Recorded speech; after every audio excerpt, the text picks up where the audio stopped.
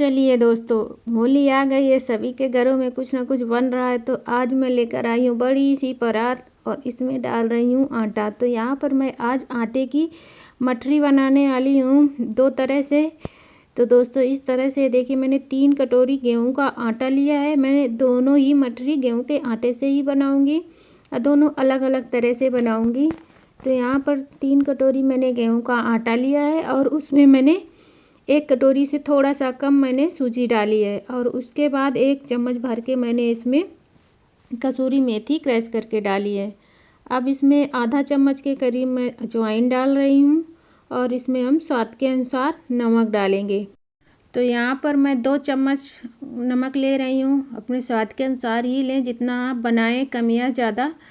तो यहाँ पर मैंने 2 चम्मच डाला है। अब हम इसमें डालेंगे मोयन। तो मोयन आप घी का भी लगा सकते हैं, तेल का भी लगा सकते हैं, जो भी तेल आप यूज करते हैं। तो यहाँ पर मैंने ना घी से लगाया है। घी को अच्छे से पिघला लिया है और इतने आटे में हमको करीब 7 से 8 चम्मच के करीब घी लगेगा। तो इस तरह से मैं घी डाल रही हूँ।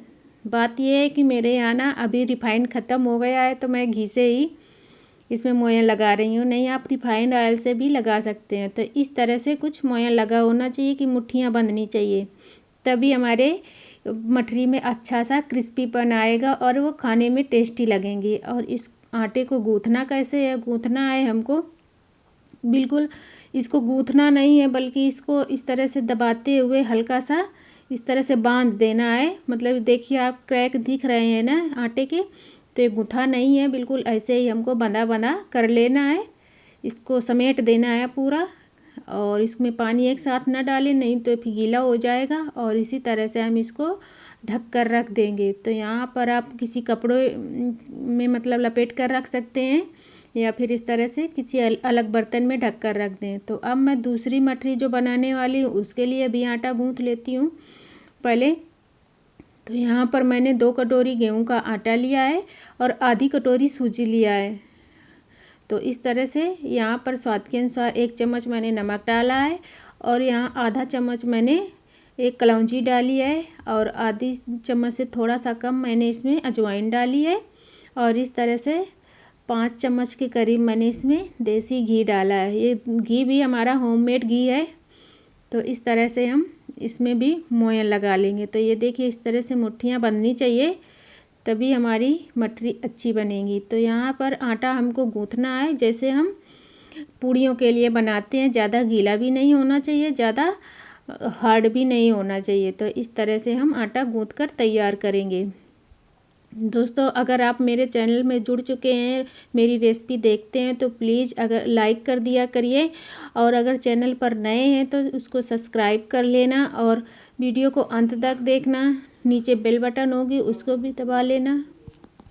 तो चलिए फिर अब हम बनाना शुरू करते हैं। तो यहाँ पर मैंने 5 मिनट के लिए ही रखा था। मैंने आटे का ट्रांसफ़र कर दिया और जो पहले गूँथा था उसको परात में डाल दिया है और जो बाद में गूँथा उसको भगोने में भर के रख दिया है। अब हम क्या करेंगे कि इसको ना इस तरह से हाथ से मसलेंगे। ये देखिए, आपको देखने से ही पता चल रहा होगा कि ये बंधा बंधा है, मतलब गूँथा नहीं है। गूँथा आटा चिकना होता है। और इस तरह से छोटी छोटी, बिल्कुल छोटी छोटी लोइयाँ गोली की तरह तोड़कर तैयार कर लेनी है। तो मुझे ना यही तरीका सबसे सरल लगता है बनाने का, मठरी बनाने का, क्योंकि ना मठरी थोड़ी तो बनती नहीं है, काफ़ी सारी बनती हैं। तो इस तरह से देखिए, मैंने सारी तोड़कर तैयार कर लिया। अब इसको एक गीले कपड़े से इस तरह से ढक दूँगी ताकि ये सूखे ना एक साथ। और इस तरह से हमको थोड़ा सा गोल करना है, अंगूठे से दबाना है और इस तरह से हाथ से इनको इस तरह से बाहर से भी दबा देना है। तो ये बहुत जल्दी बनकर तैयार हो जाती हैं। तो मैं इसी तरह से इनको बनाने वाली हूँ। इस तरह से बनाने में ना एक खस्ता भी बनती हैं और इनको बेलने की झंझट भी नहीं है और बनाना भी बहुत आसान है। तो ये देखिए, इस तरह से दबाओ और इस तरह से बस दबाते जाना है किनारे से। और ये जितने क्रैक होंगे ये दिखने देना है आपको, जितने क्रैक होंगे उतनी ही अच्छी सी हमारी खस्ता मठरी बनेगी। तो चलिए फिर, ये देखिए हमने बनाकर भी लगभग तैयारी कर लिया है। तो ये इस तरह से सारी तैयार हो चुकी हैं। तो यहाँ पर काफ़ी सारी बनकर तैयार हुई हैं। तो ये देखिए इस तरह से अब बारी आती है इनको तलने की। तो यहाँ पर ना तेल अच्छे से पहले गर्म कर लेना है, उसके बाद इसका टेम्परेचर कम कर देना है, यानी कि थोड़ी देर के लिए बंद कर दें। तब इस तरह से जब हल्के हल्के बिल्कुल बबल्स आने चाहिए तभी इनको डालना है। खूब तेज़ आंच में इनको नहीं डालना है। इनमें मतलब ये फूलनी नहीं चाहिए अच्छे से, जैसे हम समोसा वगैरह तलते हैं ना, बस वैसे ही इनको तलना है।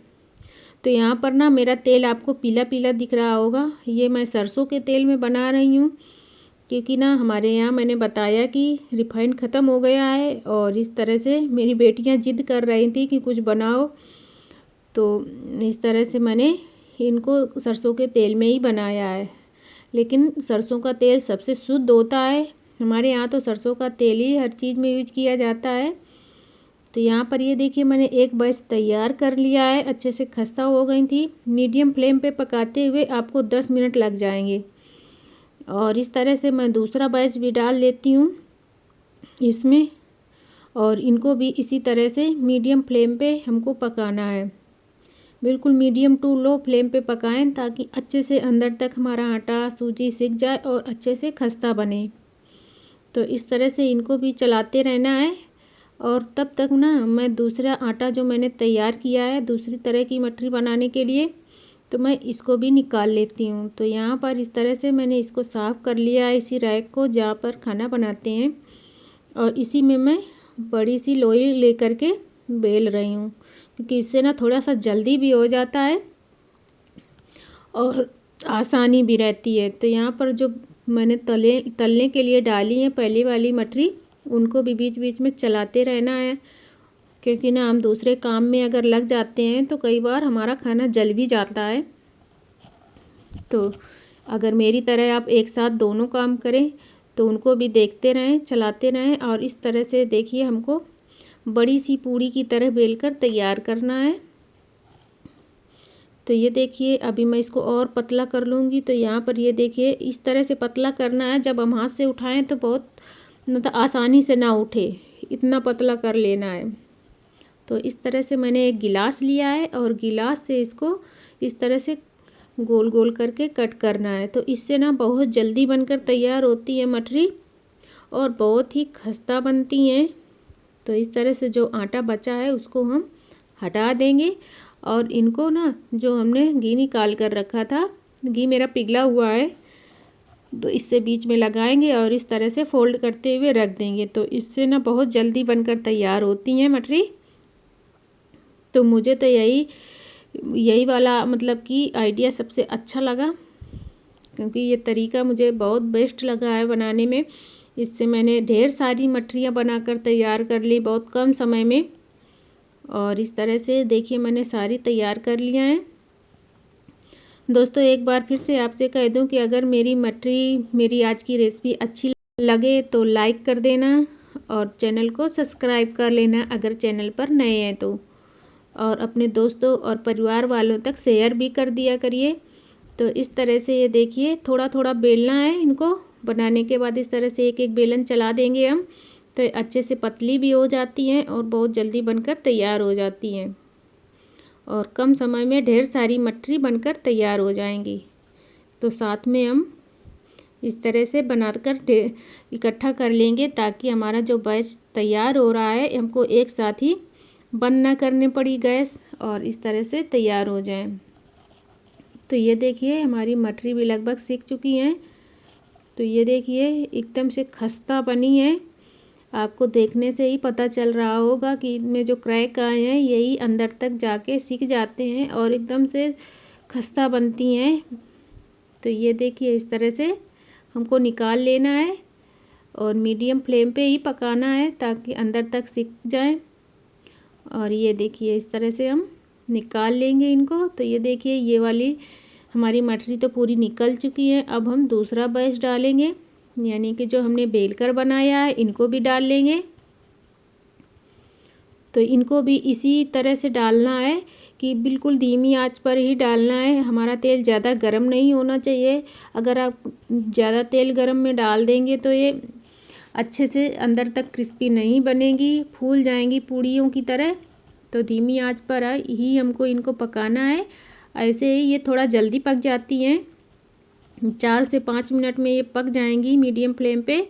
तो इनको भी हम चलाते रहेंगे, साथ में हम बेलते भी रहेंगे, ताकि ना इससे हमारा समय की बचत भी होती है। अगर हम एक साथ बेलने बैठ जाते हैं कि पहले बेल कर डाल लें फिर बनाएंगे, तो इससे हमारा समय भी ज़्यादा लगता है और इस तरह से समय की भी बचत होती है। तो इस तरह से मेरा ना शाम को मैं ही इस तरह के वीडियो हमेशा शाम को ही बनाती हूँ। तो अब खाने का टाइम भी हो रहा था, मैंने सब्ज़ी पहले ही बना कर रख दी थी, उसके बाद मठरी बनाना स्टार्ट किया। तो मुझे बाद में अभी इसमें रोटियां भी बनानी हैं। तो इस तरह से ये देखिए हमारी मठरी अच्छे से सीख चुकी है और ये बहुत ही खस्ता बनी है। आराम से ही निकालना है इनको, इस तरह से दोनों साइड से दबाते हुए पलट देना है, ताकि जो तेल फंसा हो वो निकल जाएगा।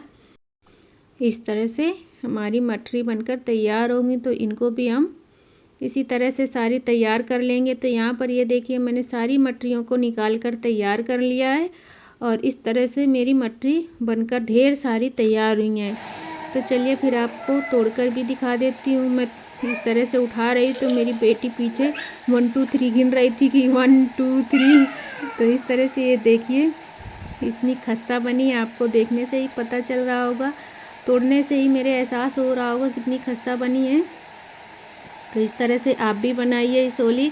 दोस्तों मेरी रेसिपी अच्छी लगी हो तो लाइक ज़रूर कर देना, चैनल पर नए हैं तो सब्सक्राइब कर लेना, और मेरी मठरी की रेसिपी अच्छी लगी हो तो कमेंट भी करना, मैं आगे भी कुछ लेकर आऊँगी आपके लिए। Thank you, bye bye.